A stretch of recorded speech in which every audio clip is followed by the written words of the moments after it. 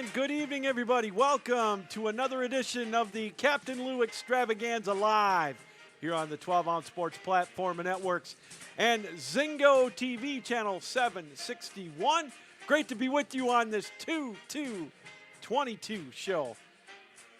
February the 22nd, 2022. How's everybody doing here? It is USFL Draft Day. We're going to talk USFL football at the bottom of the hour here with Mike Mitchell. So we're going to get right into that as the USFL is going to reboot this year. And we're going to keep you up to date on all the comings and goings on in the world of the USFL. Who said football takes a break here on the Captain Lou Extravaganza? But also, just as important, we are 9 days away from puck drop to the ACHA 2022 National Tournament. And we've got a couple of national qualifiers on the show. Coming up in a couple of minutes, it's going to be Frank DeCristofaro. He's the head coach of Indiana Tech. They got the auto bid. They got, I believe, the 11th seed in the tournament. The auto bid from the Wolverine Hoosier Athletic Conference, winning the regular season and the conference tournament with a convincing 6-1 win over Michigan Dearborn. Frank's going to join us here on the program in a couple of minutes, and we'll go over their regular season and see what their preparations are as they make a return trip to the national tournament down in St. Louis, Missouri. And then at 9 o'clock, we're going to have Travis Rybczynski in from the Dakota College of Bottineau out in North Dakota. They're making a return trip as well to the national tournament in Division II. They got an auto bid, finishing second in the West region, so they don't have to go through that one-and-done scenario of qualifying in the regional tournaments in Division II. So we got a lot to talk about here tonight. Real excited because the ACHA tournament, as I mentioned, is right around the corner, coming up in within 9 days, and we can't wait to be a part of that as well. I'm going to be down there doing some hockey games. I think I've got 24 games on my docket in a 6-day period. So going to get the old vocal cords rested up before we get down there for that. But really looking forward to seeing some great hockey down there. If you're going to be in the area, I invite you to stop on by. It's going to be 72 teams over 5 divisions. So we'll talk more about that as well throughout the show here tonight and next week. Also at the bottom of the hour, or the bottom of the show, 9:30, I guess, we'll get in depth on everything else that's going on in the world of sports. Of course, we've got the thing with Juwan Howard and Greg Gard, that Wisconsin-Michigan melee, if you will, whatever you want to call it. The slap heard around the world, if you will, in Wisconsin. Just an ugly scene. We'll get more into that. I'll give you my thoughts on that. And it's crazy what's going on and what is tolerated in college basketball and sports in general right now. We'll give the latest on the MLB lockout talks. They're setting a February 28th deadline to the Major League the MLB is to get the regular season underway. I don't know if that's posturing or what. They met today, and it's funny. You read the two outlets that I read today, MLB.com and ESPN, and MLB makes it sound like they're working hard towards a deal. ESPN is like, nothing's even close. So we'll talk more about that as well. Right now, though, let's get to the Captain Lou Extravaganza guest line. Let's bring in a friend of the show. I haven't had a chance to talk to him here for a while. Let's bring in Frank DeCristofaro, the head coach of Indiana Tech. Frank, thanks for taking time out. How are you? I'm good, Lou. Thanks for having me on tonight. I appreciate it. Hey, the pleasure's all mine. First off, congratulations on a big tournament win this weekend. You get that auto berth back to nationals. It has to be pretty satisfying for you this weekend. Yeah, we're really excited. I think a lot of our guys worked really hard throughout the season, battled some injuries, and our conference schedule's relatively tough. I mean, we play 4 games against each team, so I think it's kind of a gauntlet in that respect. But no, like I said, the guys are really excited. We're having a little bit of a 3-on-3 tournament this week in practice. Oh, that'll be fun. And they're enjoying that. So yeah, they're having fun with it. But yeah, no, we're really excited to head back. Let's talk about your conference tournament this past weekend. I had a chance to watch a good portion of it, and you talk about how maybe the WAC conference, I think, maybe doesn't get the credit it deserves. You guys had to put away a very pesky Cornerstone team, or Concordia team that has beaten some good teams this year.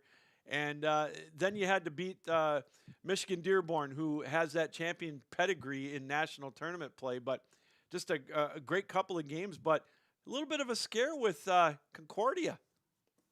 Oh, for sure. I think as a conference, we have some really good coaches that take a lot of pride in what they do. And I think Concordia is, we talk about Wally. Dave Wahlberg at Concordia does a really good job with his guys. He's got some really good younger guys that I think are going to pay some dividends here in a few years for him. But they play with structure. They stick to their system, and that frustrates teams. And we knew what we were getting into with them.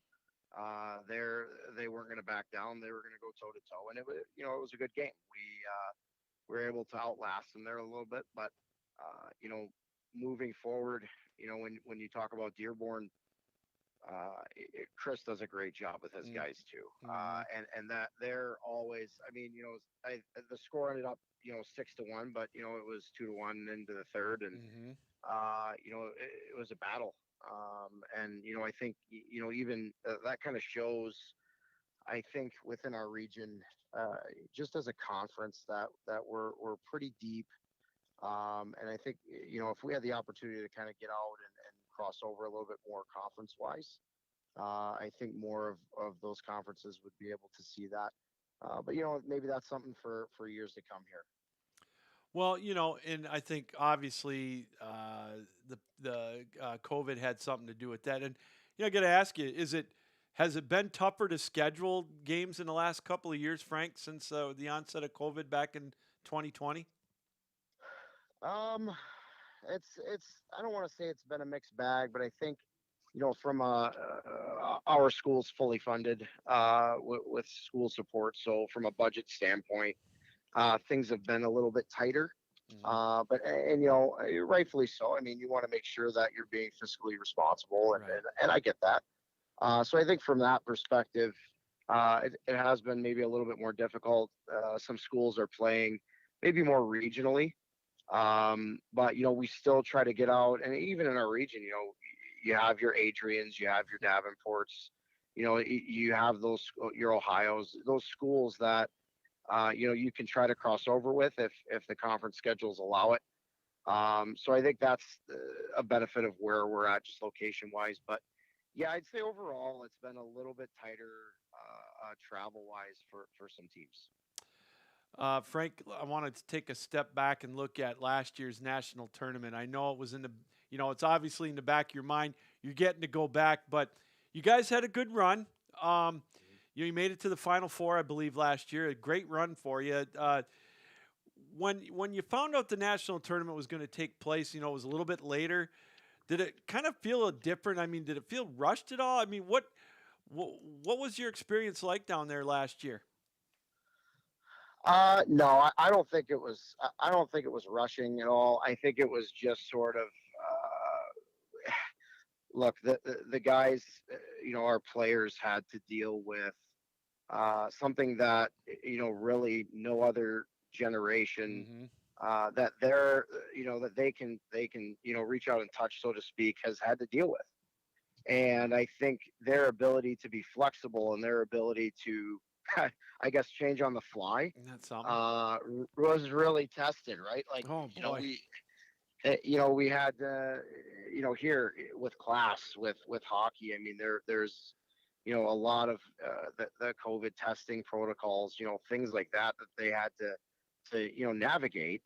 I think, once we got to the point where, all right, national tournament time, they were just ready to go. Yeah. They wanted to play, they wanted to compete, and they were just really excited.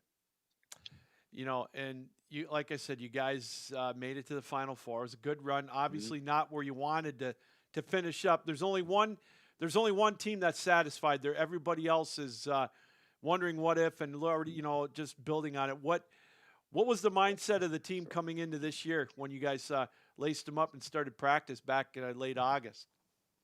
No, yeah, I think there was that hunger. I think there was a level of, some of our guys took, I guess, a chip on their shoulder in the Hmm. fact that, hey, it was a COVID year and not all the teams were in the tournament, and we have something to prove. Yeah. And I think that kind of came back. All right, now we have all the teams back here, and we're in the top 15 again, and we're matching up with some really good hockey teams, and that was kind of the motivation. Yeah. That was kind of the impetus for a lot of, hey, let's get back to business. Let's focus on what made us good, and what kind of carried us. I mean, we ran it. Adrian wins it. Gary does a great job with his team. Hmm. So hats off to him last year. And that's kind of like you said. Only one team can win. So I think now that our guys have gotten a taste of it, they know what to expect. And to be fair, we have 11 new guys here this year. Wow. So yeah, so there's a part of that too where we had a lot of guys going through the WAC tournament that this is their first go with college hockey, and in the playoffs it's one and done. So it was good to see them come through. So they got a little bit of a taste, and we're hoping that we can kind of carry that into the tournament and play with confidence and enjoy the level of compete that the tournament will bring. We're joined by Frank DeCristofaro. He's the head coach of Indiana Tech, their ACHA men's Division One team, going back to the national tournament again this year. I got to ask you, Frank. It seems like I've been calling Zach Bennett's name and Axel Lowe's name, Alex Potter. Boy, oh boy, what a! You mentioned it. You got some youngsters on your team, but you got a nice mix of veterans. Joel Holmberg. I mean, I, how much longer is that going to be able to play for you?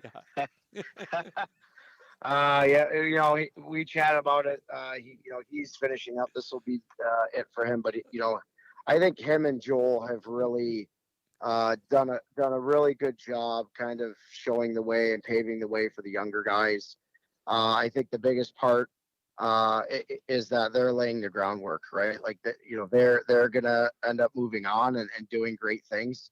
And they have younger guys that are kind of watching them, and they want to carry on, what they, Zach and Joel have done up to this point. I mean, they've been fantastic. I have no complaints. Obviously, Axel and Potts, they've done great work themselves. I see Cole Barney on the back end too. We have some really good upperclassmen, and we're hoping that we can make a really deep run here for their last years here. And I look at your back end at the goal, in between the pipes, you got Barnhill and Braden Funk again coming back. Their goals against has been really strong again, which seems to be a staple for you guys.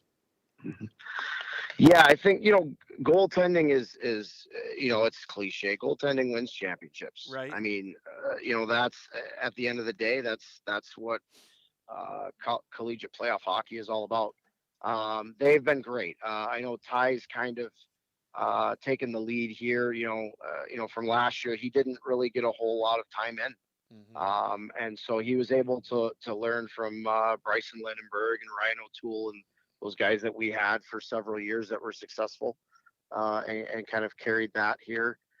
Braden's done a great job in his own right too. We have Riley Tucker, who's gotten a few games in under his belt also. So I think we have a good mix, in net. And now at this point with playoff hockey, a little bit of playoff hockey under their belts, a little bit of, I guess, pressure under their belts. That helps us too. So, like I said, they're playing with confidence, and that works out for us.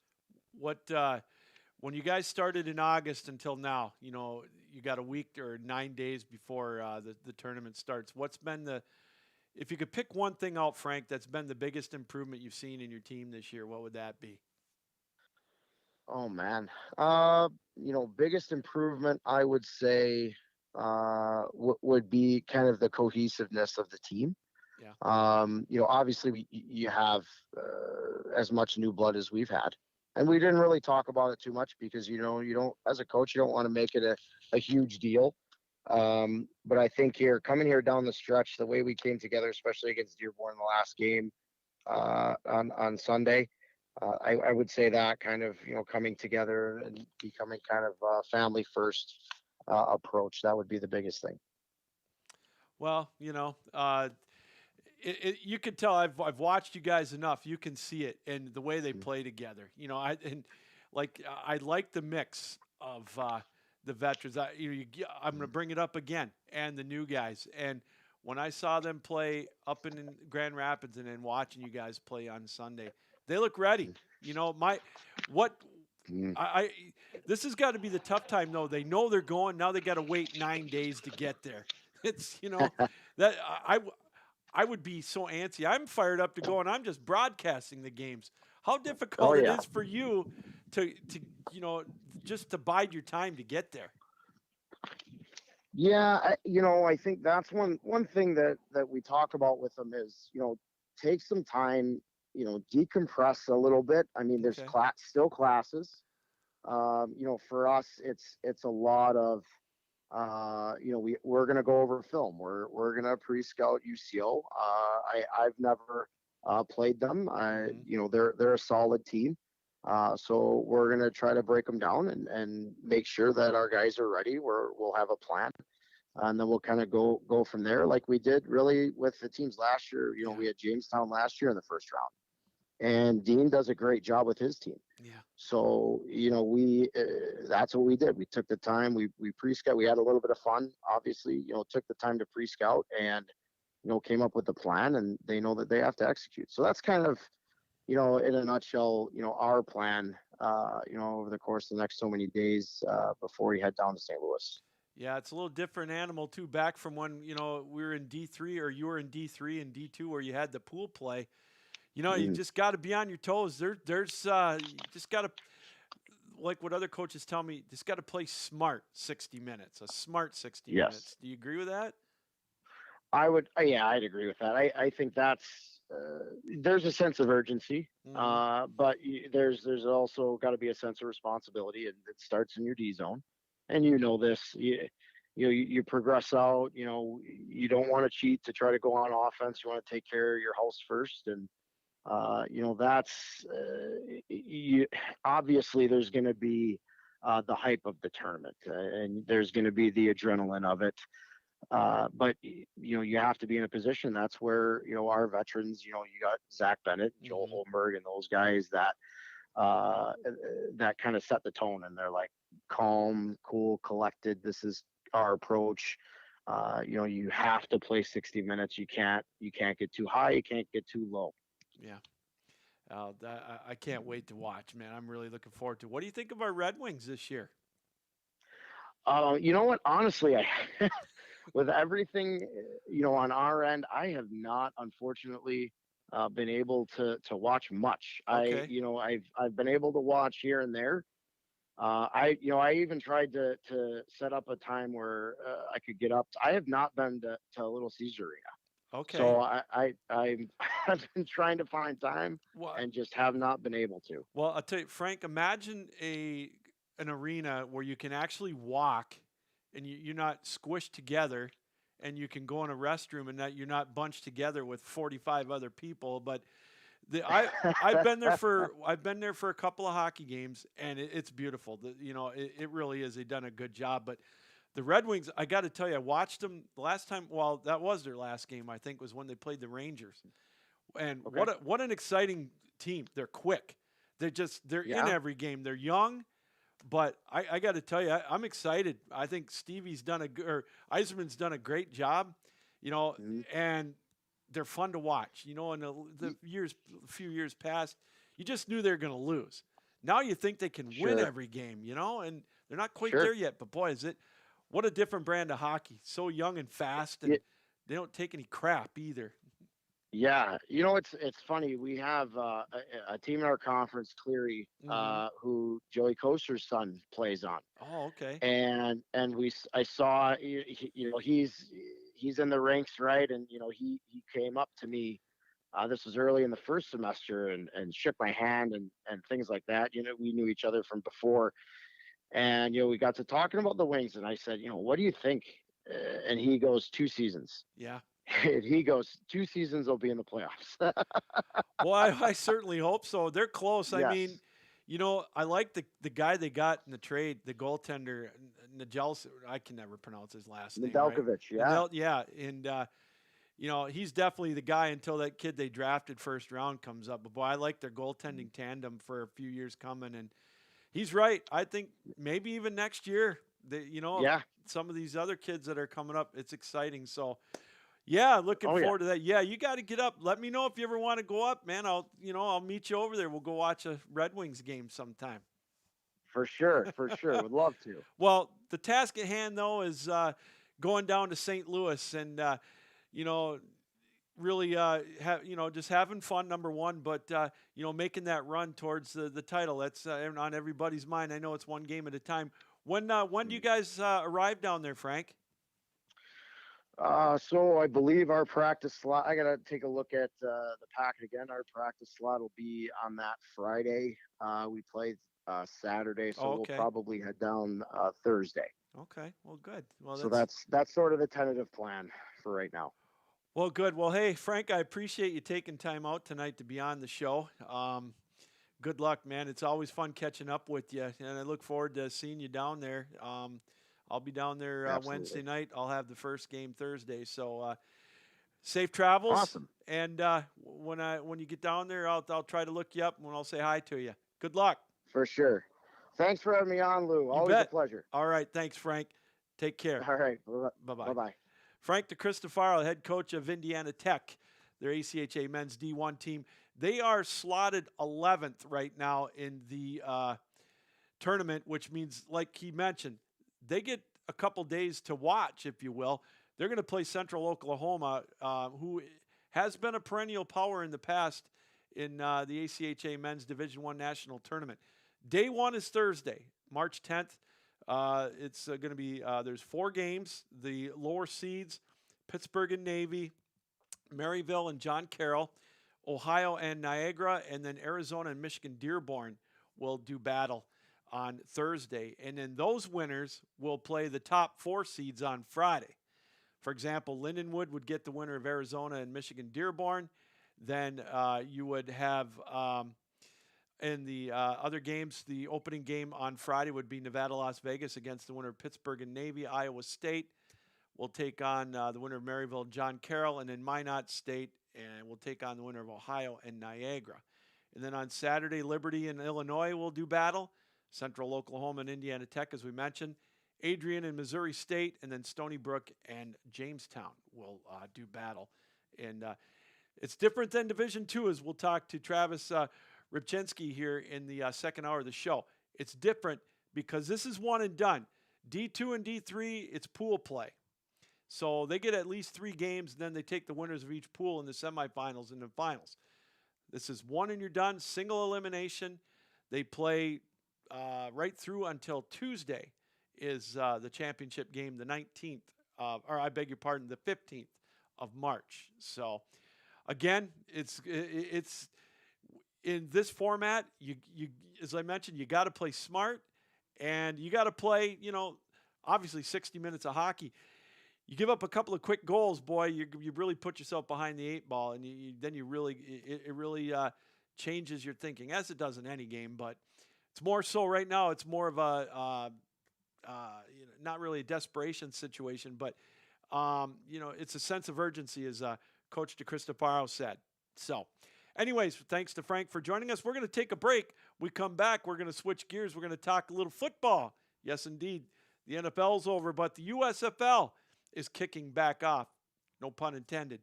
And Mike Mitchell's going to stop by. We're going to talk the USFL, the draft, the setup, what it's going to be like this year. And, we'll talk maybe what we expect out of it, expectations of the league. You're watching the Captain Lou Extravaganza live here on the 12-Ounce Sports Platform and Networks and Zingo TV, Channel 761.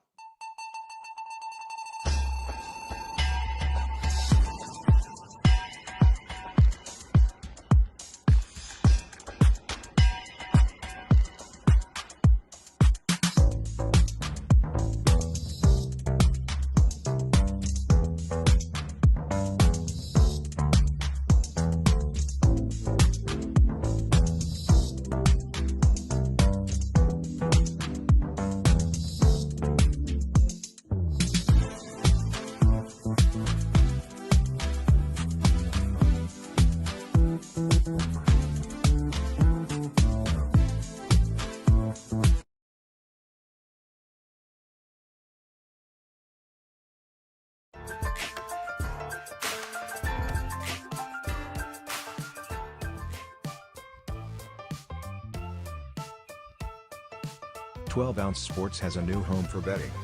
BetUS.com is the official place to place your bets and support 12 Ounce Sports. All you have to do is go to BetUS.com and type in the promo code 120OZE and you'll instantly get a deposit bonus. This is America's favorite sports book. And remember, always gamble responsibly.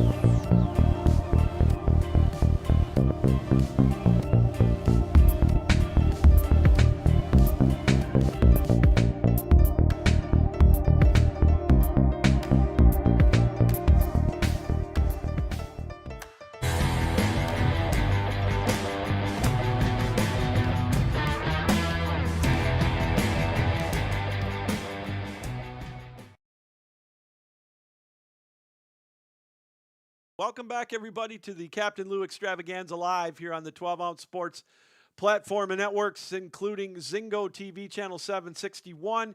You can catch us as well on our Facebook Live, Twitter, our YouTube channel, Twitch, and, of course, our website, which is the 12ouncesportsradio.com. Again, thanks to Frank DeCristofaro from Indiana Tech, ACHA men's D1 head coach, for stopping on by, talking a little national tournament preview. Now let's put the puck away for a little while. Let's get the football back out. Yes, indeed, the NFL might be done for a while on the field, but we've got another brand of football that's coming back, making a comeback, and that's the USFL. And we're pleased to be joined on the Captain Lou Extravaganza guest line by Mike Mitchell. He covers the USFL for Fansided and also for XFL News Hub. Mike, thanks for taking time out tonight on a busy draft night for the USFL. How are you, my friend? I'm doing great. I'm right in the middle of this, watching the draft as it unfolds. And this is fun. Thank you very much, Lou, for having me on. And it figures we're talking about a retro league in the USFL, which is back, or newly revived, I guess, or revived. And so I guess I should ask you, is the Captain Lou name you have a tip of the hat to Captain Lou Albano? Boy, you're spot on, my man.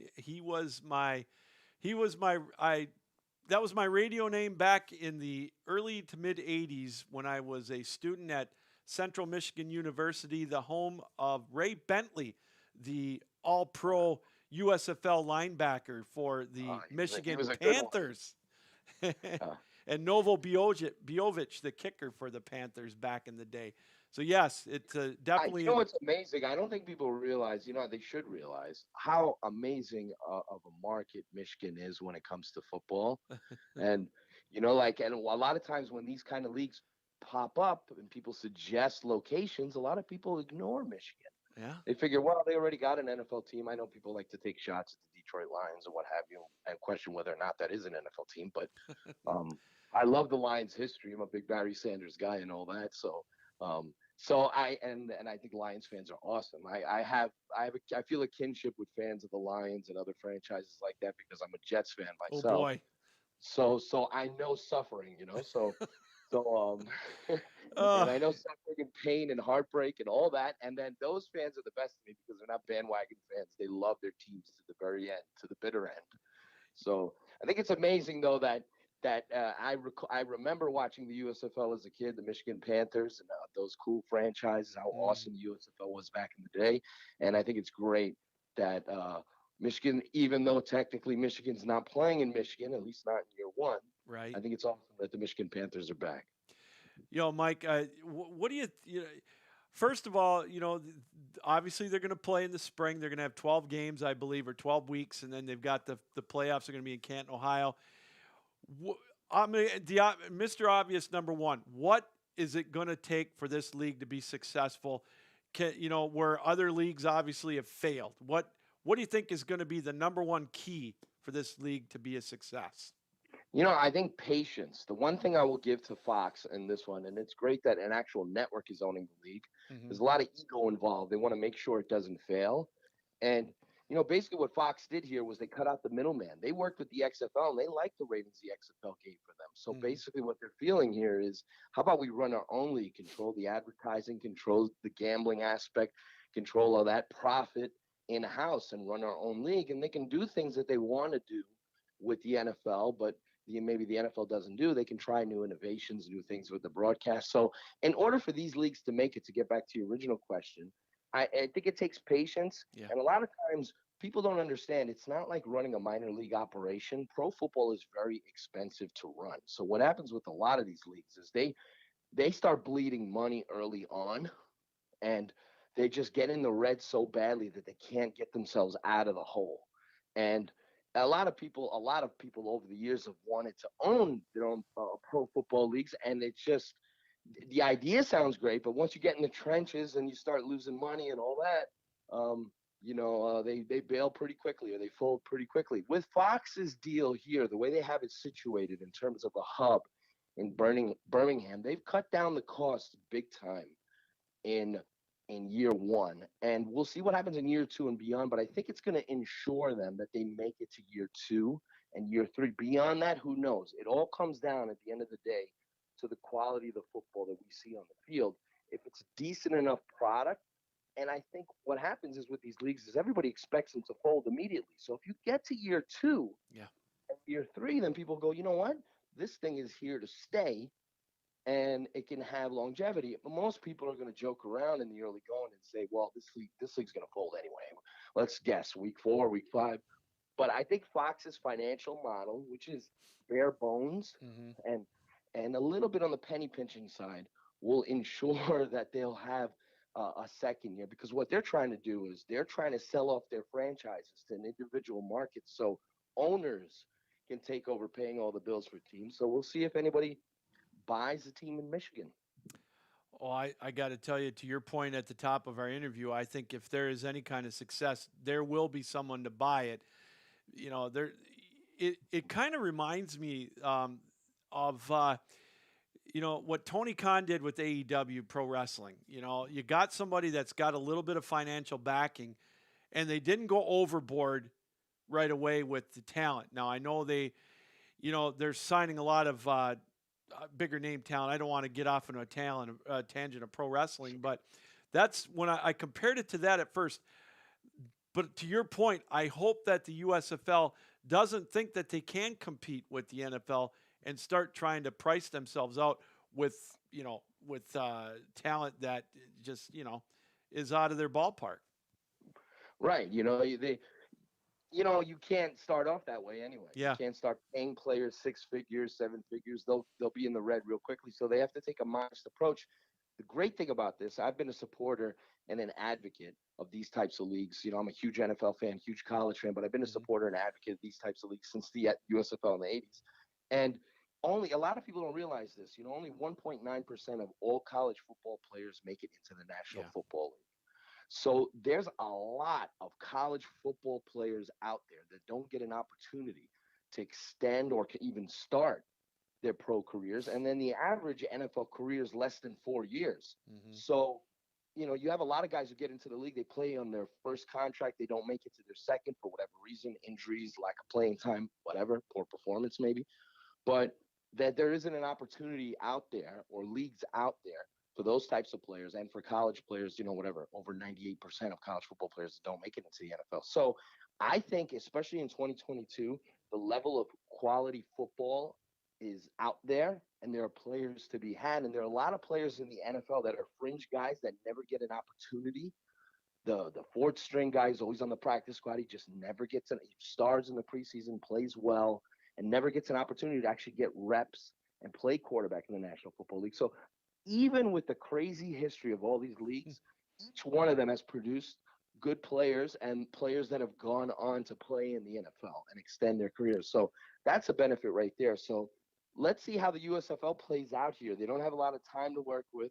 Their teams to prep. Yeah. Training camp is pretty short. They're kind of rushing into this a little bit. So hopefully the quality of play is not too bad in the early going because it could be a little sloppy in the first few weeks. Well, before we get into that, your point is well taken about the salaries. And I kind of also think of it as like your point about 98% of the college ball players don't make it. You look at baseball and to a certain extent hockey and basketball. These guys that don't make it to the show, and especially in basketball and hockey, they go overseas and play. They don't make millions upon millions, but there's a lot of them that are happy to make $75,000 a year or $50,000 a year, $100,000 a year, maybe. I think if they can keep that mentality, they are going to have a solid base of respectable athletes, respectable talent in this league. And you see there's a lot of stories of guys that for whatever reason wash out, don't live up to their expectations, and then they don't get another chance. And we see that tonight. The Michigan Panthers selected Shea Patterson with the first pick. Mm-hmm. Now, maybe you can point to the fact that maybe, they're doing that for a local reason, even though they're not playing in Michigan this year, but maybe they're trying to get extra eyeballs watching the TV sets when Michigan plays, well, of course, with Jeff Fisher. Mm-hmm. So a guy like Patterson was highly thought of, highly touted, and it hasn't worked out for him. No. So he's getting basically this is his last shot. Right. So he's getting an opportunity to rewrite the narrative attached to him. And for people who love them in Michigan and such, they'll be rooting him on and hoping that he proves that he's worthy of being a pro quarterback. He could flop, wait and see. But stories like that, redemption stories, are fascinating in these types of leagues. Sometimes there's certain players like even Tommy Maddox 20 years ago, who was drafted to replace John Elway, who went on to the XFL, was an MVP there, won a championship, and then went to the NFL and became the NFL's comeback player of the year, and he ended up playing several seasons with the Steelers. So you never know what happens. So it's those types of stories that are fascinating in these types of leagues. Big play Shea, and he's got the personality that I think could be a good thing for the USFL. He's he's not cocky, but he's outspoken, and I think that's something that will benefit the USFL. I'm pretty excited for that, and obviously, I'm going to be a Panther fan. And I'll be full disclosure. I will be a Michigan Panther fan, but I think it'll be cool for the league. I think it's great, and let's be honest. Like, if the USFL didn't exist, we'll see what happens with the XFL, which is going to be a year from now. But if the USFL didn't exist, where else was Shea Patterson going to fit in? Right. Where was he going to? Even if he had landed in Canada or something, that's a hard transition too. And he might have been stuck in no man's land as a third string guy while he learned the Canadian game. And here in the States, there's nowhere else to play. Right. In the USFL, Shea Patterson's most likely, I know the Panthers are going to be drafting quarterbacks in a little bit here in round 12. The 8 USFL teams will get back on the clock and presumably take what will be their backup quarterbacks. But Shea's going to get an opportunity to legitimately get on the field and play. That's something he hasn't gotten since he was big play Shea at Michigan. We're joined by Mike Mitchell. You can catch his work on @XFL News Hub, fan-sided as well. Taking time out on this busy opening night, if you will, of the USFL with their draft. Let's talk about the draft. It's different. You mentioned the quarterbacks are going to be drafted in round 12, I believe. They started out, they're doing it by position, which is obviously something that, you don't see in the NFL, and also kind of a snake-style draft, which you see in fantasy football leagues. I like the concept of the snake draft, and I even like the position round draft, or draft by position per round. Something different. It makes a lot of sense. Yeah. It's the perfect system for a first-year league because basically, and it's something, by the way, Darren Moose Johnson is one of the heads, the EVP of football operations for the United States Football League, and he worked in the XFL, and this is loosely based on the XFL's positional draft because they also did positional draft in a snake format.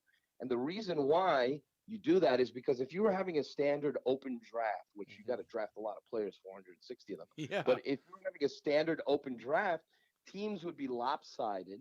Yeah. Some teams would go offense early on, and then they'd have later on in the draft. So basically what this does is this creates parity and kind of equality between all the teams because you get an opportunity to pick by position rather than say, Michigan Panthers first 5 picks are all offense, and by the time they start picking defensive players, the pool's gone, and they got the weaker players in the pool. So So it's a very unique and smart format. And I'm not surprised that Moose borrowed that from the XFL in 2019 when they had their draft. No, I think it's a great idea. You know, the only thing I was worried about with Michigan at the opening pick, I know everybody up here they had RG3 on their social media thinking he's going to go first to the Panthers, and I'm thinking, no, please, no, no, no. And he didn't go. So who knows? Maybe he'll go in the 12th round. We'll see. Yeah, well now it's interesting because they will be picking again in the 12th round, and we'll see who the Panthers select. And I'm not saying this is going to happen because there's not a lot of time in training camp.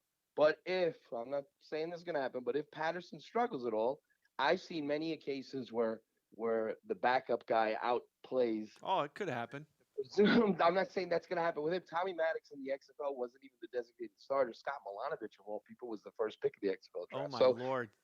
Yeah, so Maddox overtook him in camp. So what I'm saying with Patterson's got to come in with the right mindset, right attitude. He's going to a good coaching staff. Fisher's going to have a good staff because he has NFL ties, so he's going to be able to easily lure in coaches that want to coach with him. He just recently coached the NFL PA All-Star game a few weeks back there, and college kids there. So I think Patterson has a very good opportunity. He's got to come in with the right mindset and be ready to go.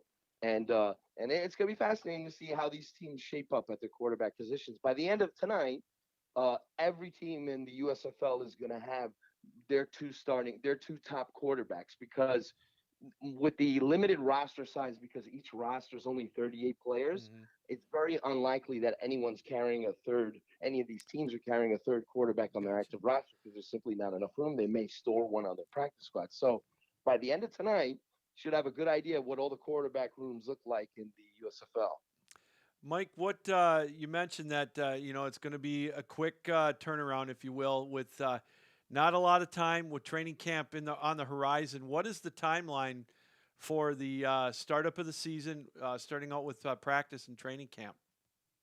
Well, they have March 21st, I believe, if I'm not mistaken, is the start of training camp. Now, there might be some mini camps beforehand, although the league hasn't disclosed that yet. Okay. And I would think that would be beneficial for a lot of these teams for them to get together as much as possible, because it's kind of late stages for the coaching staffs to be formed and then for the players to come in and then to start working together. So these teams will practice against each other in their training camp and their preseason, what is essentially their preseason. But there could be some rust there. It's not easily installing offenses and defenses and getting all these players on the same page. So that's one of my major concerns about the USFL is the roster size, which I understand it a little bit, because I suppose what they're trying to do is they're trying to be as bare bones as possible and not spend too much money, I suppose. But from a football standpoint, I don't agree with having only 38 players. So I'm going to be watching out for that. There's going to be a lot of good players in the USFL, but I think there's a chance in the early going it could take a while for these teams to click and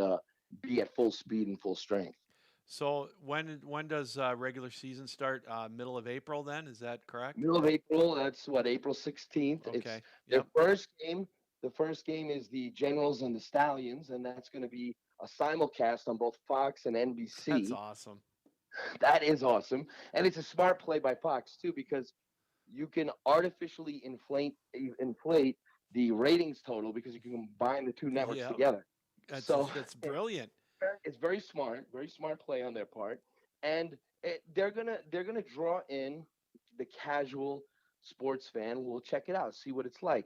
It's important that first game that they have is is of decent quality at least. Nobody's gonna expect it to be match up with the NFL, because essentially what you have is 8 brand new teams, or like 8 expansion teams never played with each other before.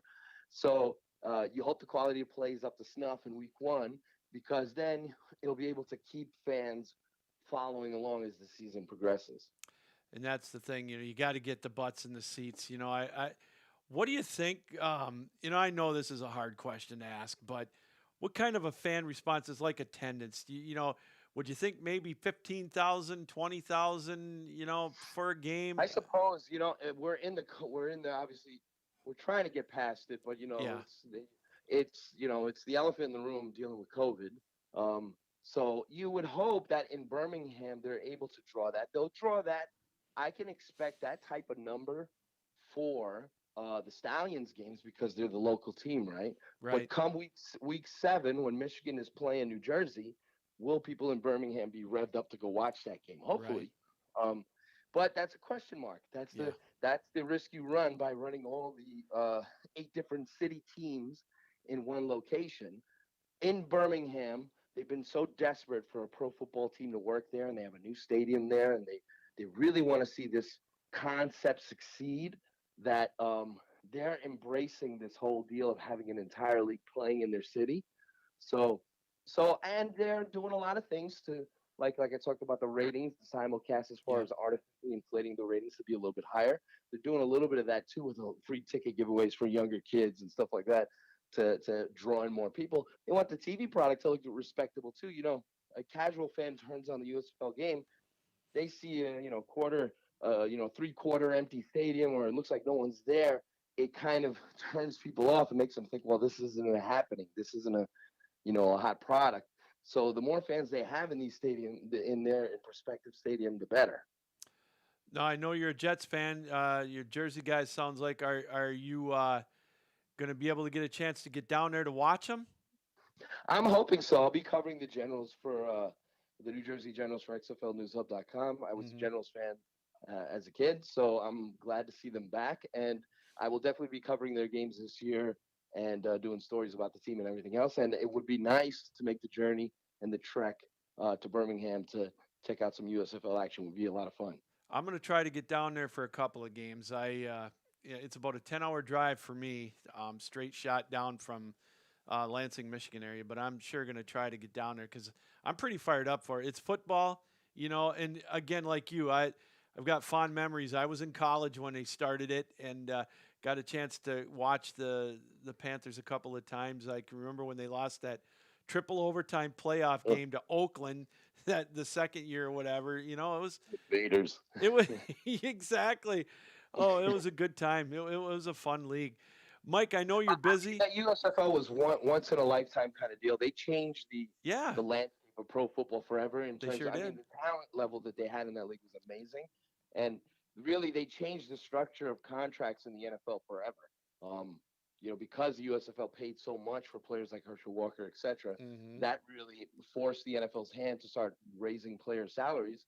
And that's the big thing with the USFL is this is great for not only football fans like you and I and many others out there. This is great for players and coaches. The league's going to have 1,000 employees. You got 400 plus players or whatever it is, close to 400, and the 360 actually. But a lot of coaches, all that, a lot of staff members. So it's great for the landscape and for the ecosystem of football. So I'm looking forward to it. Mike, tell us where we can find your work throughout.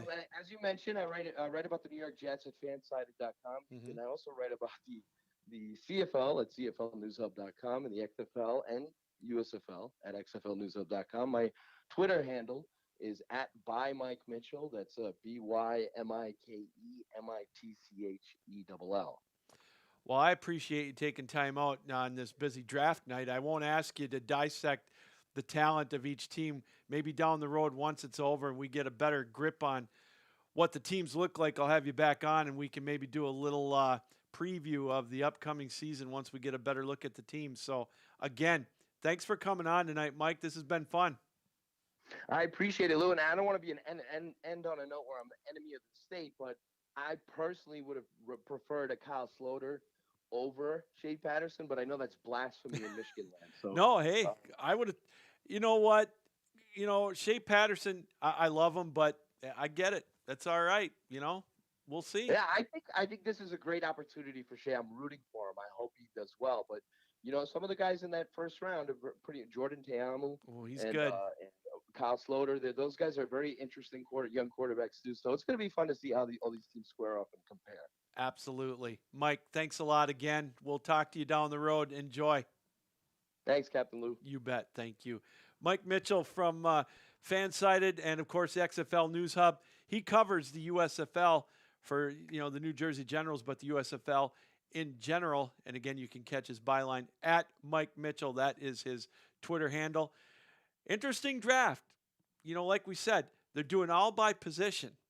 and it's a snake draft. What I mean all by position is the first round with the quarterbacks, and that's it. Shea Patterson going to the Michigan Panthers with the first pick. Carl Sloter, as he mentioned, the quarterback from Northwestern. Thorson getting picked. Tiamo getting picked. And then they had edge rushers and whatnot, position players. And then again in round number 12, you're going to get the second round of quarterbacks. And it's unique because you think, well, 12th round, he can't be that good. Remember, he's going to be the backup. And if you didn't get that quarterback that you wanted in the first round and you see one, you might think, you know what, I'm going to steal this guy. That's could be your starter, like you mentioned, Tommy Maddox back with the XFL. So it's going to be a fun watch. And, you know, it's like we said, this visions of grandeur of thinking that you're going to replace the NFL. No, this isn't the USFL of 1983 where, like Mike said, you know, they paid these bigger salaries and had the bigger names. You're not going to get a Herschel Walker type of player or a Steve Young or, you know, Jim Kelly or anybody like that. You're going to get guys who, you know, that are coming out of college, their last shot maybe of getting a pro contract, or maybe a old veteran that wants to hang on and maybe get one more opportunity, like an RG3 or whatever, or a running back that is trying to make a comeback after injury. That's what this league's going to be about. And another great point that Mike brought up about this league, the USFL, is that, you know, 98% of college guys don't make it to the pros. And they're done. You know, they might get a shot up in Canada, but that's it.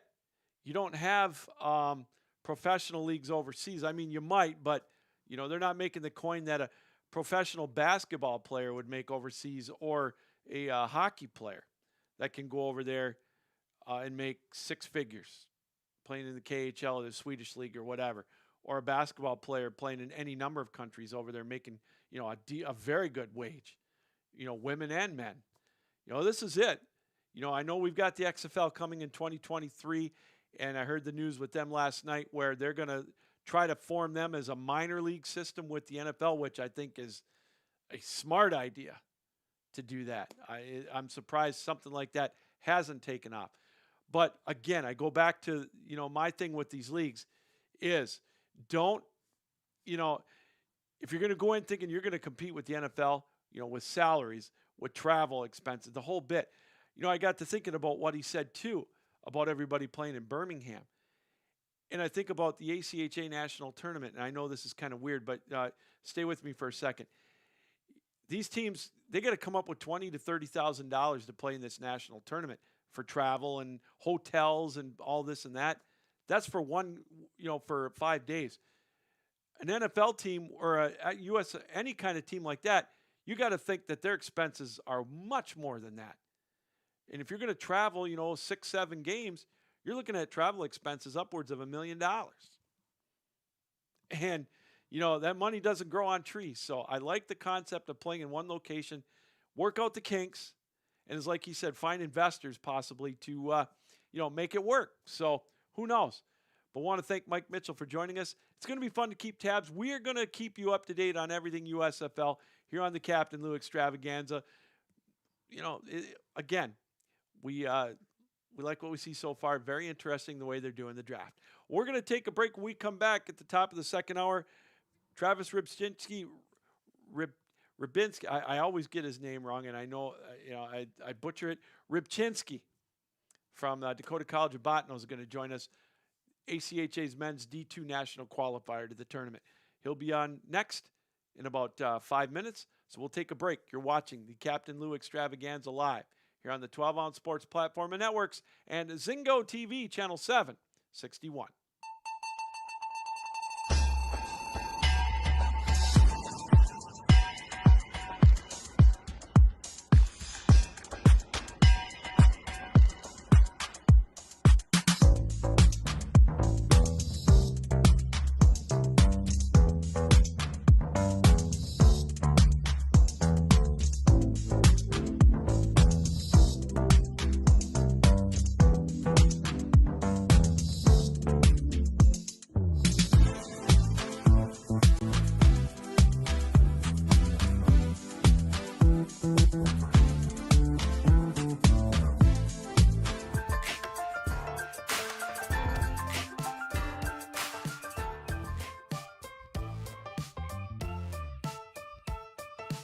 12 Ounce Sports has a new home for betting. BetUS.com is the official place to place your bets and support 12 Ounce Sports. All you have to do is go to BetUS.com and type in the promo code 120ZE and you'll instantly get a deposit bonus. This is America's favorite sports book. And remember, always gamble responsibly.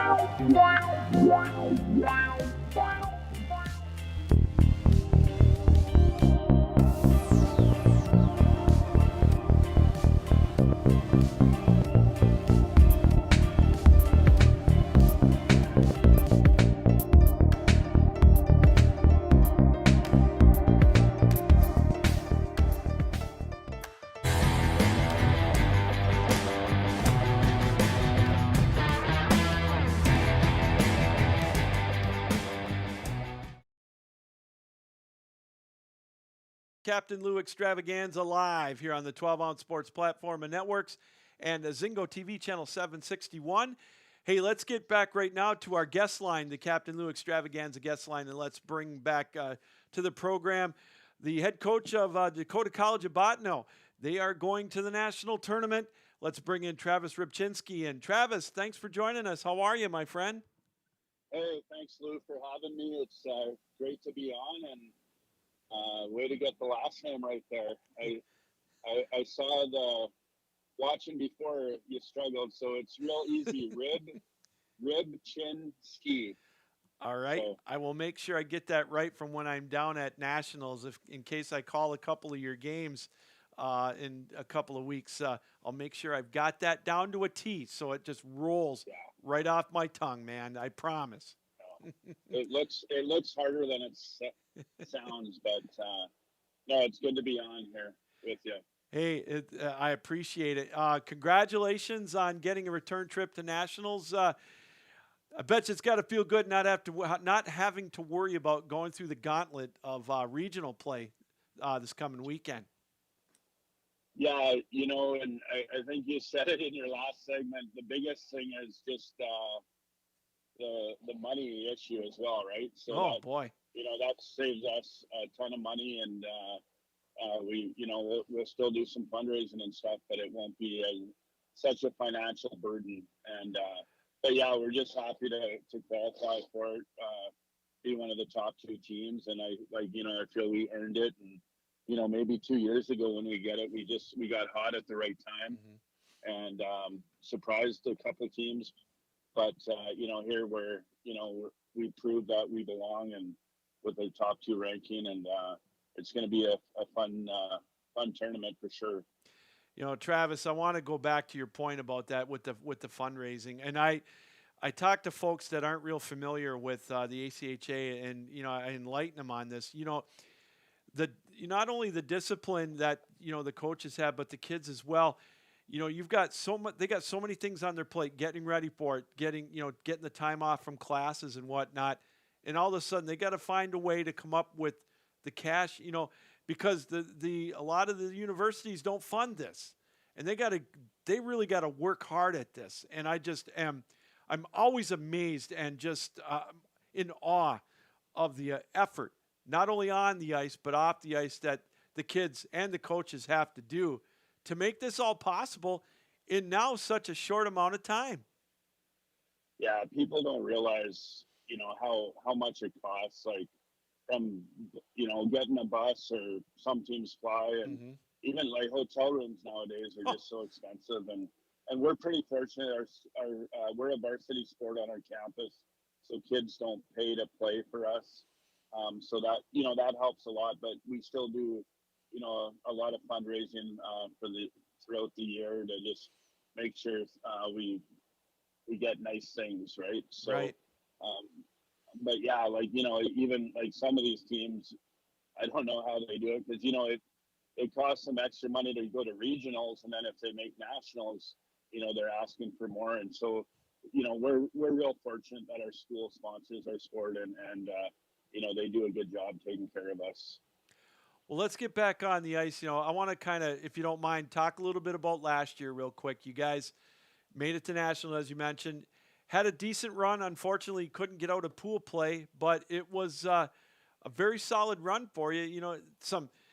I contend that Division II, especially this year, is the toughest really to get to nationals to begin with, and then you've got such a dogfight in regional or in the pool play once you get there. Yeah, and that's been the message to our guys that, not not saying nationals was easy last year by no means, but the top teams in the country weren't playing. There was a lot of teams who didn't play because of COVID and their school wouldn't let them play. So, like I tell our guys every day, hey, this is going to be the best teams playing, and we need to be ready. And we picked up that extra gear in practice, and it's last year was a good experience, and we fell short in that last game against Lindenwood. I thought we played as well as we could have. What we really needed was a power play goal, and we didn't get that. We had our chances, and it it really helped our team grow. And I think that's part of the reason why we've had such a good year this year, is because we learned a lot from just that game last year and what it takes in playoffs. So hopefully we carry that over to the tournament. But last year was such a good experience for our guys, and Mary did such a good job hosting it. But the reality of it, if we probably would have won that game, made the semifinal, we'd probably have 8 guys from this team not on our team right now, and they came back because of the experience last year and wanting to win this year. So that we're real fortunate for that. Usually, we're a 2-year school, but we have a number of third-year guys this year because of COVID as well. Yeah. And getting an extra degree. So it's been just an awesome year with this group. When I look at the schedule you had, and we've talked about this before, Travis, when I had John last time, I think they underestimate the quality of play in your area in North Dakota and in Minnesota and whatnot. It is so loaded. You play Mary, you play Jamestown, Minot State. My goodness, it gets you battle tested, and it's no different this year, I'll bet. No, it's been good, and we're fortunate to have quality opponents close to us. And then, we went out to the Big Mountain Classic in Colorado and had a good showing out there to see what the other teams were. And it was sort of interesting because you can tell, I think, a lot of the teams who played last year and who didn't play. Mm-hmm. And, I think after Christmas, so teams really ramped it up. So, so now they're in, where everyone's in playoff mode, and it'll be, like I said, it's going to be a great tournament for sure. And we do have some pretty good teams here. Like, we're fortunate Mary's in our backyard, and we've had some good games with them, and we actually play them tomorrow night. At home. So, we have to find a way to beat those guys. They're tough, and we've been close a few times, and I just tell our guys that's why they're the champions, right? Like, they have that extra level and that veteran savvy that hopefully we need to learn from when we play them. And I noticed that then you've got, you figure if University of Mary's not tough enough to get you guys ready, then why not just go up against Minot State, next Tuesday? One more test for you before you head down, eh? Well, that, I want to say that's by design, but it's not. Like, Come on, man. I'm giving you a chance here. You got to say it.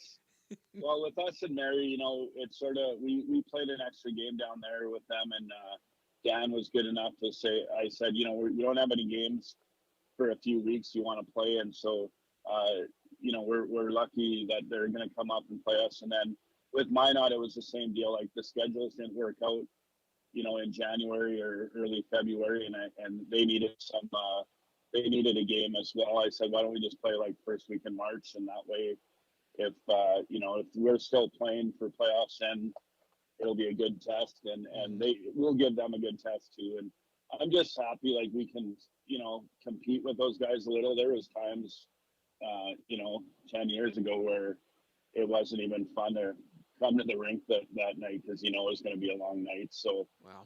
they're going to make us better for the tournament, and that's what you want going in. Oh, 100% agree. We're joined by Travis Rybczynski, the head coach of Dakota College in Bottineau, automatic qualifier in Division II. They get the pleasure of not having to play in the one-and-done regional tournament this coming weekend, and I've watched enough of those where I'll tell you, it gives coaches gray hairs when you got to go in there and win, in some instances, 3 games in that regional just to make it to nationals. Yeah, and it's fun though. Like, when we've been on both ends of it where we've knocked the team off in overtime, and then our first year to qualify for the tournament, we actually lost to Northern Colorado in overtime, a heartbreaking way. And so we've been on both ends of that. But I like where we're sitting right now, where we don't have to, like you said, battle it out, and we'll let all the other teams worry about playing this weekend, and they can beat each other up. And but it'll be fun watching different games around the country. Like there's nothing like playoff hockey, especially losing, you're gone.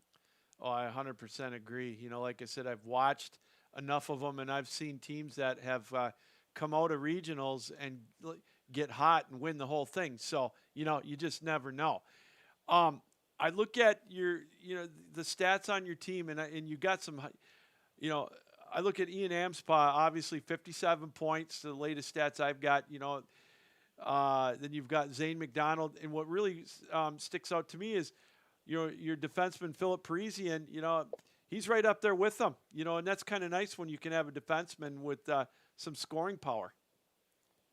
Yeah, Phil's a third-year defenseman with us, and he's had a great year. Like, he's done everything we've asked for him and more, and he seems to just be jumping in the play more, like that we've asked him the last 2 years to do that more, and he's just more confident, and he's finishing as well. So he's been a really a good spark plug for us for defense, where he's really our only really offensive defenseman that we like jumping in the play and things like that. So yeah, but he's having a good year, and hopefully it really started for him last year at nationals. He had a great nationals, and a lot of coaches were asking about him, and he's carried that over to be our most consistent guy all year back there. Well, okay, now I'm going to need your help on this one. I look at your goaltending, and now I butchered your name before the break. All right, I'm going to take a guess here. Bershaminski, is that right? Yeah, that's good, and I say it different every other time as well. So and I should know better, but yeah, we. Unfortunately, our Matt Olson, our goalie from last year back, he got hurt right before coming back at Christmas. He had fractured his leg actually. Ooh. So Jordan stepped in, and he's been playing really well for us, and so we sort of have a 1A and 1B right now, and it's good to have Matt's playoff tested goalie, and Jordan has been pushing them, and the best part of it, they get along fine, and they're happy for each other. And so it's a good problem to have when, you have a couple goalies who are both number one guys. So he's been playing really well, and Matt's back from injury now, and he's been playing really well as well now in practice. And he got a little bit of game action last week, so he'll be 100. He's 100% now, and we're just happy to have him back as well. So it gives us a good 1-2 punch in net, and they're both really, really good students, good people off the ice. So it's, we're real fortunate to have both of those guys in our program. And the years that I've been covering these tournaments and pool play, it's such an advantage to have two goalies that you can rely on, because you play back to back to back, and then if you're lucky enough to make it to semis and finals, you got 5 games in 5 days, and when you can rely on either one of them, boy, that is such an asset to have. Yeah, 100%, and they know like that going in. Like we've met, and they know that, hey, like we need 5 games to win, to be national champions, and we're going to need both of them, and our team knows that, like I said, the best thing about them, they root for each other. They're happy for each other, and it's great to have, because that's what I learned early in my career, the gag rule: get a good goalie, because I when like when that. you when you don't have one, that's from Dean Blaze, but when you don't have one, it turns into a long season and some long nights. What have I asked this of Coach DeCristofaro in the first hour. What's been maybe one thing that you've noticed with the team since the beginning of the year? Maybe that you've improved, your team has improved on the most. That's a good question. I think just going to the net more, and getting pucks deeper, and just grinding it out. Where we're a relatively quick team, and we've been using our speed pretty good all year. But now, like I've been harping on them, especially since after Christmas here, guys, that like, this isn't going to win in playoffs. Like, we can't get into track meets with other teams, and like, we're going to have to grind it out and be gritty. So we've been trying to play that a little more. I thought our last game against Mary, we've been really disciplined too, but we weren't that last game, and I think we had 6 penalties in the second period against them. Wow. And a team like that is not gonna, you're not gonna come close with that. So I think that was a good lesson for us to learn, playing those guys, just a little more disciplined. But we have to be gritty. But gritty doesn't mean like parade to the penalty box. No. So hopefully we can carry that over into these next 2 games, and then just like, use our speed to our advantage. But we can't be cute, is what I always tell them, and they know I get mad when they try dangle and things like that. And as a coach, you want them to be creative, but you also know, like, if we're going to do that down the road in St. Louis, we're not going to have a chance. We've got, your tournament doesn't start until the 14th, so it's like it starts on this Sunday or whatever, Monday after. How hard is it going to be to keep the guys focused? I know you got a couple of big games coming up, which is a nice thing to have, but they're going to be looking ahead, and it's human nature, even as coaches. How difficult is that going to be to not be thinking ahead to going to St. Louis? You know what? It's funny. I asked a couple of guys that yesterday. I'm like, how are the games going to go this week? And they said, "Oh, I think good. We're going to be ready." So that was good to hear as a coach. But honestly, I'm not worried about that. Like, and I'm sure a lot of the other teams, we went through COVID, we went through testing, we went through 4 guys at practice, went through no goalies for a week last year. And we were lucky to play last year, obviously. And these kids, like, I have 18 graduates, so they've been through everything the last 2 years.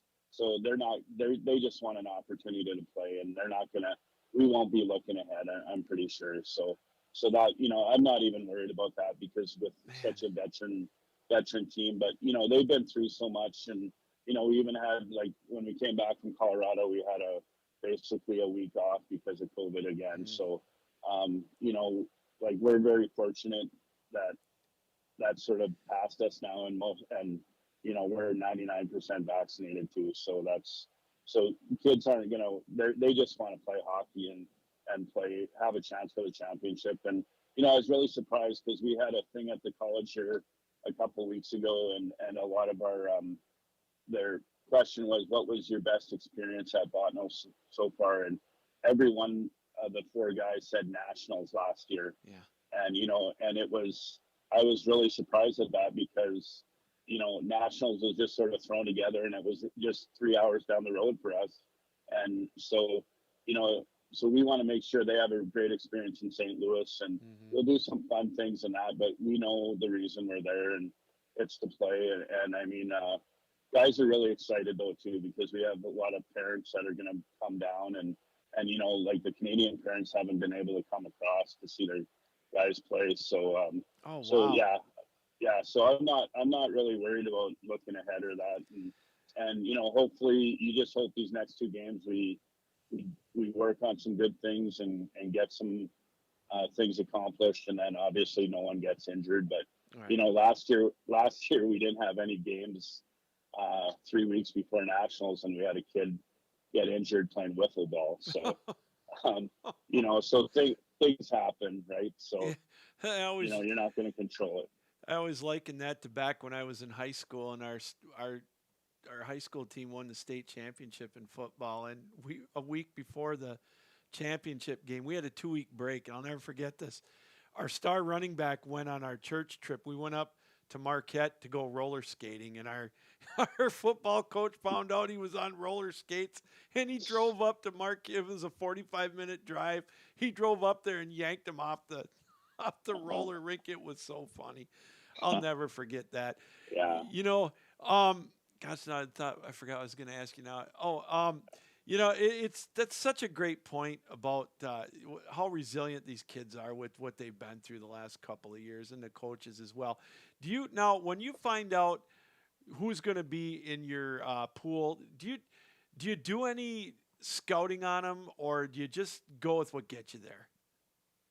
You know, like we're gonna play UMass Amherst, and I've heard like nothing but good things about them. And actually, this weekend I sort of tried to find some tape on them, and it's a little hard. But you know, I don't really worry about pre-scouting too much, just because I worry about our guys. If we're playing our game, that'll give us the best chance to win. But you obviously want to see what you're up against a little, and I think like they've been to the last few national championships. I think they were in the Final Four or Final Two, the last like real one before COVID. So, and I think actually they might have been in our pool 2 years ago. So, you know, and I don't really know many people out east who know much about them, but like, we're just going to worry about us. And that's sort of been my philosophy over the years. Like, we want to see them a little bit, and we'll get a chance to see them play in St. Louis. You know, that first team will play, you know, I don't even know. I think it's the Southeast 3, maybe. Okay. But, you know, or no, Central 3. And hopefully it's someone who maybe we've played against, and we can know a little bit about them. But, you know, you know, things have changed too. Like, there's kids who's been missing with COVID, and, you know, goalies. And so, you know, we just want to get our skates on and go play and worry about us, not the other team. Well, hey, Travis, I appreciate you taking time out tonight to be with us. Good luck tomorrow, first and foremost, against Mary. Tell Dan I said hi. And, you know, I look forward to meeting you down in St. Louis. Yeah, it'll be good to meet you. And I'm not going to lie to you, when you called me, I was like, I don't know if I should go on, because last time, you know, I think I was on, and then 3 days later they canceled it up. That's right. So, oh my God. So yes. I was like, oh, but I'm not that superstitious. So I was just like, we'll be okay. And, you know, I think obviously the worst part of that's all behind us, but yeah, it's going to be a really, really fun time, and great to see all these other teams play. And, you know, I was just looking at the D1 bracket today, and, you know, I wish we could get down there a day earlier, because there's going to be some really good matchups there as well. There sure is. And it's, you know, it's just going to be awesome to have hockey in a big tournament like that, where we don't have to worry about anything else except hockey, right? And, I 100% agree. Not what the world's doing. So, yeah, so it'll be good to meet a lot of people and yourself. And, you know, thanks for, you know, I sort of follow you a little bit. Thanks for all you do for promoting the ACHA. Like, you know, we all know it's a really good product, and we just need more positive news always, and we give so many kids good options to keep playing hockey, and it's, you know, it's just it's a good deal for everyone if we can just keep the media going, and keep the game. You know, when we get more people, more teams playing hockey, it's a great thing. It sure is. Well, safe travels down there, Travis. Thanks for coming on tonight. We'll see you in a few weeks, and go get them against Mary and against Minot. And again, we'll look forward to talking to you down in St. Louis. Thanks again. All right. Thanks, Lou. Yeah, we'll do our best. Take care. Right, you bet. Travis Rybczynski, the head coach of Dakota College of Bottineau, joining us here on the Captain Lou Extravaganza. They get an auto bid to go to the national tournament in Division II. And the great thing about that, we've talked about it at length here, but we'll talk about it again, is with D2, they still have regional play. because they are the biggest division team-wise in all 5 divisions of the ACHA. Division 3 used to do it, but their numbers were down. A lot of their teams went up to D2. And so how it works with their 4 regionals, the top 2 in each region get the auto bids to go to nationals. As he mentioned, UMass Amherst, who is a perennial power in D2 as well, they got an auto bid. I think they were number 1 in their region. So with Dakota at number 2, so they're going to be in the same region. And then you have 3 through 14 play in a single elimination tournament this weekend at various sites across the country in the 4 regions. 3, 4, 5, and 6, they get buys into the second round of the regional tournament. So the other teams, they play 3, win and you're in, win and you go. Then there's 2 more spots. So the top 4 in each region, you get 4 from each region into that pool play. So who knows? I've seen 12th ranked teams make it through the gauntlet. I've seen, 9th ranked. It's very simple. Right before COVID, as we mentioned, we covered here at 12 ounce, we did the central region in Grand Rapids. And Davenport, I think, was a 9th or 10th seed, and they made it. They went through the gauntlet, a 3-day gauntlet to get in. And so you just never know. But as he mentioned, it's going to be a lot of great hockey. There are some great matchups right out of the chute in D1. It's all going to be broadcast on Hockey TV. I'll be one of the play-by-play guys. So if you're down there and you see this old bald head walking around, please come up and say hi. Would love to talk hockey with you, or just talk to you in general. And it's just outside of St. Louis, and we'll have all the details. Next week, we should have all the matchups in all the regions. They'll announce the tournament play, pool play. There is going to be pool play in D3 and also the women's divisions, D1 and D2.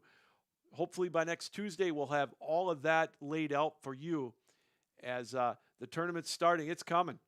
As I mentioned, the D2 tournament is in 2 weeks. I don't know why I said 9 days.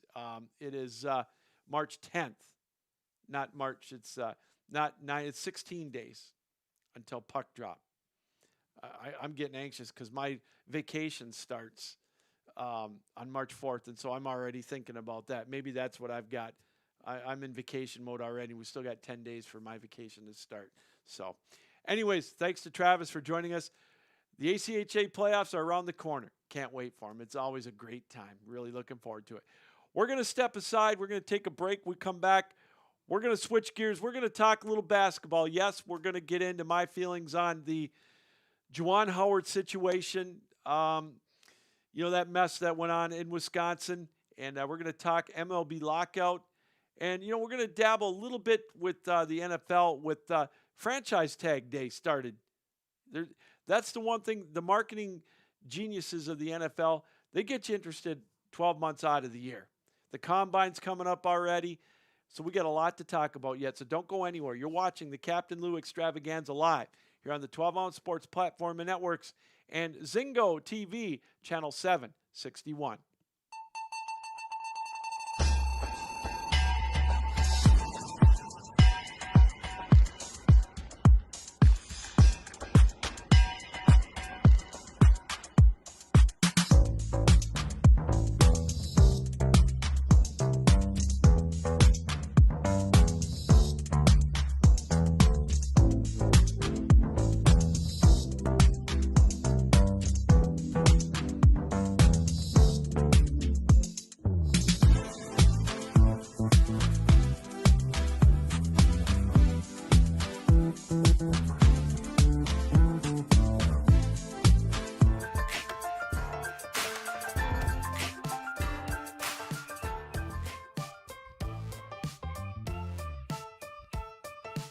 Twelve Ounce Sports has a new home for betting. BetUS.com is the official place to place your bets and support 12 Ounce Sports. All you have to do is go to BetUS.com and type in the promo code 120ZE and you'll instantly get a deposit bonus. This is America's favorite sports book. And remember, always gamble responsibly.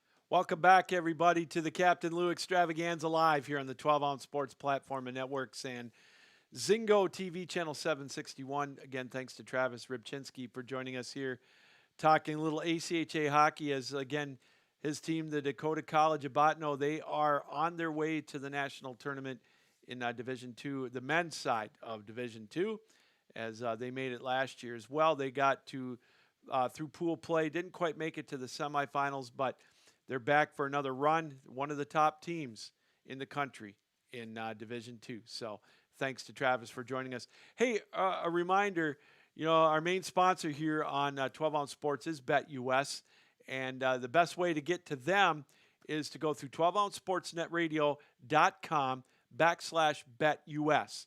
You get there, and it'll take you right to their website, and you can look at all the college games that are coming up right now, as March Madness is 3 weeks away already. And, what a better place to go than there for your opportunity to make your bet on your favorite team. Make a futures bet on who's going to win it all. We listened to Steve Finnemore come on last week. We had a great conversation with him talking hoops, and he said to take a flyer on Duke. And I did that. I'm taking his advice. Maybe win a couple of pops on there. I think they were plus 1,300 last I checked. But anyways, when you get there, for those of you that are first-time depositors, you have to go and make sure you use the promo code 120Z. It's right on the screen. You will get a 125% sign-up bonus. It is that simple. You put $100 in, they're going to give you another $125 to bet with. That's $225. That's a no-brainer. That is easy money. Lock of the century. And then you can bet on any of the games you want. Basketball, hockey. You could bet on baseball someday. Who knows if they're going to end that lockout. I think they will eventually, but it's, I don't know. They're so far apart. We'll talk about that in a minute. But anyways, that's BetUS. Go to 12ouncesportsradio.com/BetUS. And when you make your first deposit, make sure that you use the promo code 120Z. It's right there on the screen, and you will get your 125% sign-up bonus. You put $50 in, they'll give you an extra $62.50. That's up to $1,000, by the way, for your first deposit. So that is BetUS. And bet responsibly, will you? Just make sure you have fun doing it. That's kind of what I do. I don't bet the farm. I just like to put a little skin in some of the games. Had a pretty decent weekend last weekend. So, again, it's a fun thing to do. So, anyways, want to go back now. We'll get into it. We've teased it enough. This thing with Juwan Howard and Greg Gard. Sunday Michigan played Wisconsin. I know you've all probably watched the film 100 times. You've seen the video. Juwan Howard taking a slap at one of the assistant coaches of Wisconsin. I've had 48 hours to digest it. And, it really just rubs me the wrong way. You can tell over my left shoulder, I'm a Michigan fan. I'm, a diehard. I've been following them since 1971 or whatever, I think is the latest recollection I've had of watching Michigan sports. One of the main reasons I watched them is because we didn't get Michigan State sports up in the Upper Peninsula where, it was always Michigan because they were so good. Occasionally we get Spartan games. But anyways, Michigan played Wisconsin. You can argue back and forth. I've had spirited arguments with my brothers-in-law, some friends about should Wisconsin have called the timeout. I don't think they should have. You're up 15 with 15 seconds to go, and you're calling a timeout because you can't break a press. And he explained that he called the timeout because they were running out of time, and they were going to go over. All they're going to do is get over the 10-second line and then just sit on the ball. Then why in the hell were you calling a timeout?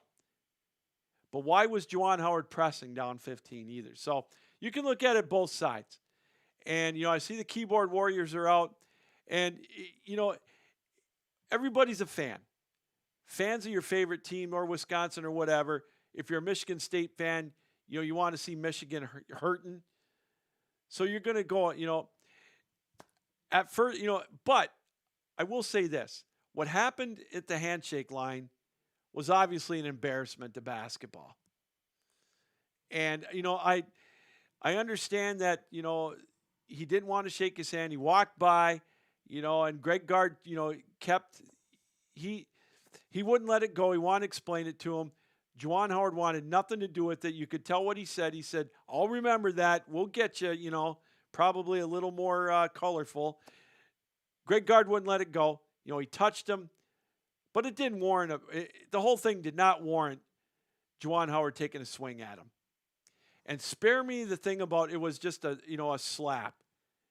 He started with a closed fist, and then he opened it up when he hit that assistant coach. I'm sorry. That's embarrassing. That's uncalled for. I think both guys got too light a punishment. Juwan Howard should have been suspended for the rest of the year.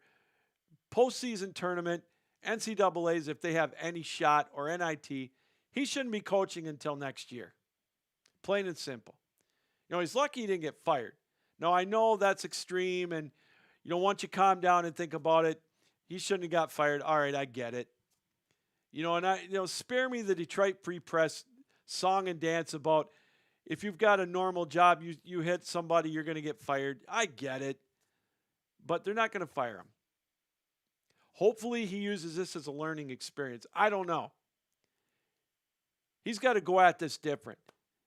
Greg Gard only getting a $10,000 fine for that. When he kind of instigated it as well, he should have got a game in my book. And I don't care if Wisconsin's paying his fine or he pays it, whatever. Both teams look stupid. But Howard, you don't do that. That's embarrassing. That's playground stuff. It's an embarrassment to the university. It's an embarrassment to college basketball. And, it's just, you're supposed to set an example for your players. I look at that and I think, okay, this guy's coming in to talk to my kid if I've got a hotshot D1 basketball recruit. Do I want a coach coming here who's going to be in charge of my son for 4 or 5 years? And he abdicates, that kind of behavior? Really? And it's funny because I was talking to my wife about this and some friends. Michigan, he started out very successful at Michigan with his coach, taking him to the Elite Eight, winning the Big Ten Conference tournament. He's all, dancing and, all smiles. Now they've got a little bit of adversity, not playing as well. He's not handling it too good. You got to, I'm not here to say that you've got to accept losing. Losing sucks. I'm as competitive as the next guy. And yeah, there's times that you as a coach, I'm sure, you really want to, but you got to use some decorum. He's got to learn that. And I got to tell you, the coaches and players are going to get under his skin. They're going to see that. I hope he learns from it. Now, his apology sounded sincere. How many times have we seen that out of coaches that have made mistakes kind of like that? Is it scripted? We're going to find out if he truly means that. Now, he's a Michigan alum. He's a nice guy. I get that. But, no, that behavior is unacceptable. And I honestly think he got off way too easy. I don't think he should be coaching again until next year. But, obviously I'm not in charge. I'll tell you what, it's going to be very, very fascinating if these two teams play in the Big Ten tournament. Wouldn't it be funny if they came out with boxing gloves on? But I don't know, man. I don't. The incident, call me old-fashioned. You don't do that. You just don't do that. You look foolish. His credibility took a shot. Michigan's got so much going on right now with their hockey program under, suspicion of wrongdoing, and the thing with their president getting fired, and that's the last thing they needed. And I just think Michigan could have really made themselves look a lot better if they would have just said, you know what, you're done till next year. I think they let them off easy. And I think Greg Gard getting a $10,000 fine is a joke. That's like me putting $10 in my swear jar for saying the word shit on the air. That's all it is. That's like a $50 parking ticket. I'm sorry. He got off too light. A couple of players from Michigan got kicked out, including the freshman who's really played well for Michigan, and they're going to need him. Now, I know Michigan is it's going to take a minor miracle for them to get into the postseason. They're going to have to win out. Maybe lose one more game, but they're going to have to go like 18-12. They've got some big wins, obviously beating Purdue. If you'd have told me, even 3 weeks ago, I thought Michigan State, a win over them next Tuesday night could be enough. They beat Iowa, who just literally just took Michigan State out to the woodshed tonight, beat them by 26. What the holy hell is that? So I don't know. Michigan is teetering on the edge. They're going to have to win a couple games in the Big Ten tournament. If they can somehow pull it off to get to 20, they'll be in 20-12 or whatever. I think they'll sneak in, but they're going to have to go on a run. Phil Martelli's going to coach them now in the interim. He's been there before. He knows what it's like to coach. We'll see how they rally around. It's going to be an interesting time for Michigan basketball in the next 2 to 3 weeks to see how they recover from this. But Juwan Howard, grow up, man. I don't want to hear any more about, well, that's the mentality he's had, growing up in Chicago. No. You're a grown man coaching a Division I school in a very, very, very good conference. You don't act like that. I've never been a big fan of Greg Gard. I think, his teams aren't exactly, they don't play, they're not angels. They've always played hard. Just ask Tom Izzo, and so, spare me how he is blameless in all this. No, he's not. But Juwan Howard, by far, needs to check himself. And,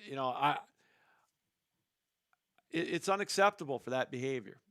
So 5 games, you get to come back for the Big Ten tournament and whatever postseason Michigan may end up getting. Way too late. I'm sorry. You're watching the Captain Lou Extravaganza live here on 12 Ounce Sports and Zingo TV, channel 761. We're on Facebook. We're on Twitter, Twitch Live. We're on our YouTube channel. And again, on our website, 12OunceSportsRadio.com. And, of course, Zingo TV, channel 761. We're on for a few more minutes here tonight. We'll be back next Tuesday.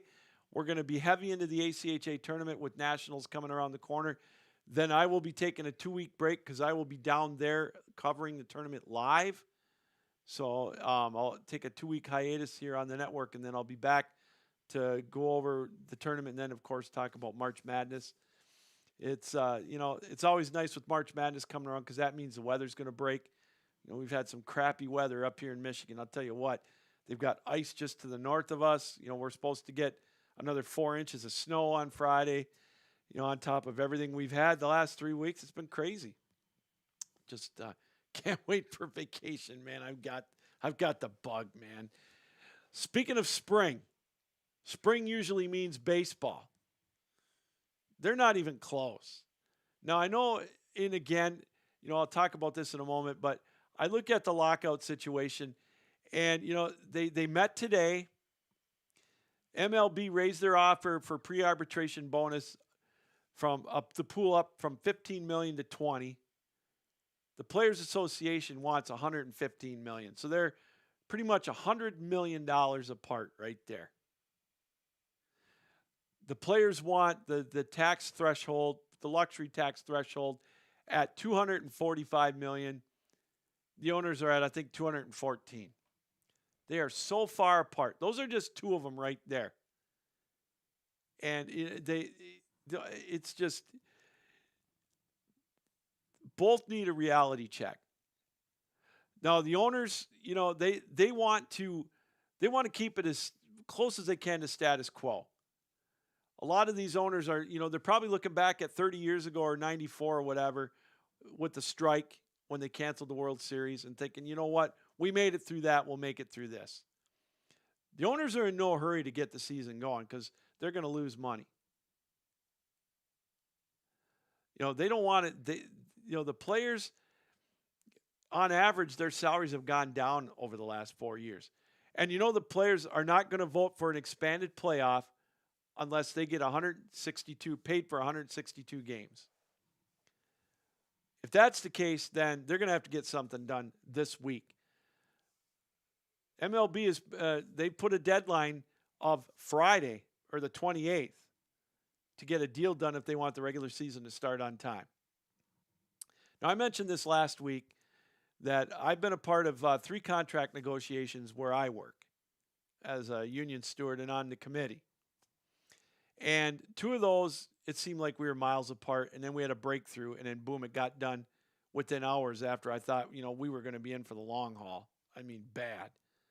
So I'm keeping that mentality with the ownership and with the players that I think they will break the ice and something will get done at the 11th hour.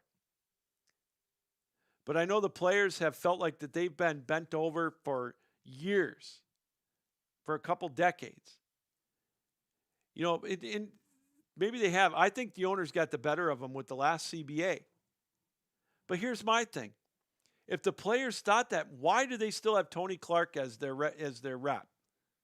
If he was that bad. Personally, I think the owners won, yeah. But, they are so far apart on their demands right now. It's incredible. Service time, like I mentioned, the luxury tax, they're way far apart. The arbitration, as I mentioned, the pool there, they want, it's just, they're miles apart. And once they get settled, then you got to start looking at things like, pace of play. I know the DH is going to be accepted universally, American League and National League. I guess I can relent to that. I wonder if some of the rule changes, if they're going to do away with the runner on second in the 10th inning. I certainly hope so. But they got to do something with that pitch clock. These 4-hour games are ridiculous. But more importantly, they got to get everybody. They got to get them together and get an agreement done. Baseball can't afford another mess. They're not going to have this home run derby to save them. They don't have anybody. The closest anybody is to a milestone, I think, is Miguel Cabrera looking for 3,000 hits. That's it. So, they've got an underachieving Yankees team, a Dodgers team that's the best team money can buy that has won 1 World Series. They're a glorified Atlanta Braves team from the 90s. They need to get this done. I look at that luxury tax, which is a glorified salary cap. They're so far apart. The players want 245. There's no way that's going to happen. The owners will not go there. The owners may go to 220. That'll be it. I just don't see it. So the biggest question right now is, are they going to be able to get a deal done? They eventually will. But there's going to be so many ramifications on it. Like I said, the owners want extended playoffs. They want extended teams in the playoffs. Players won't do it unless they get paid for 162 games. And if they postpone the start of the season, you're not going to get 162 games. My guess is they're going to settle. It's going to be delayed. They're not going to get it done by Friday. No way. I'll be shocked if they do. Or Monday, I think, is the date. They'll probably get it done in the middle of March. They'll delay the start of the season a month. They'll start May 1st. You'll be looking at 140 games. How are the players going to get paid for that? It's anybody's guess.